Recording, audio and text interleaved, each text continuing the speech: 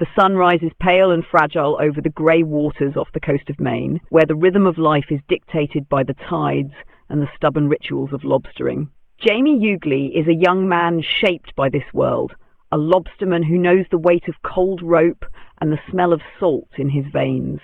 Even so, he's restless underneath it all, hoping for a life that feels bigger than the daily grind pulling pots and baiting traps.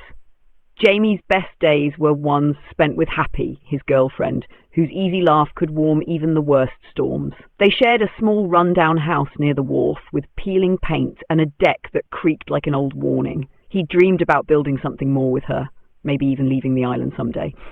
But those dreams change, fast and merciless, when the sea, the very thing that sustained him, turns on them. One afternoon, a rogue wave hits their boat out of nowhere. Jamie watches in helpless horror as Happy is swept from the deck. He pulls her from the water, broken and unconscious. A head injury that should have killed her instead leaves her alive and deeply altered, fragile, dependent, and unable to speak easily. Meanwhile, beneath the surface of his personal tragedy, something else corrodes his world. A rival lobstering family, the Fogartys, starts sabotaging Jamie's traps. Line by line, buoy by buoy, they snip his gear, rushing into the spaces where his livelihood should be.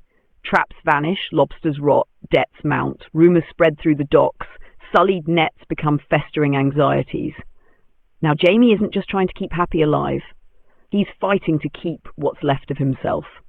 Every trap he hauls is a gamble. Every look from a competitor feels like a challenge. There's a tension in every quiet harbour, in every whispered rumour.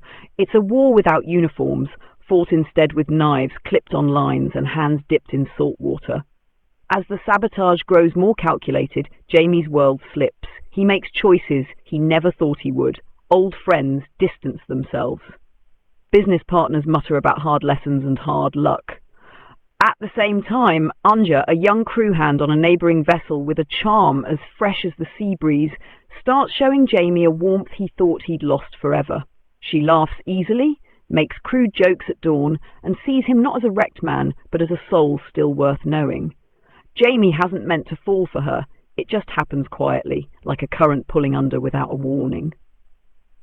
Anja's presence reminds him of a life he thought only existed in books and dreams. But it also confuses him fiercely. He loves Happy in guilt and obligation. He wants Anja in long afternoons and warm evenings.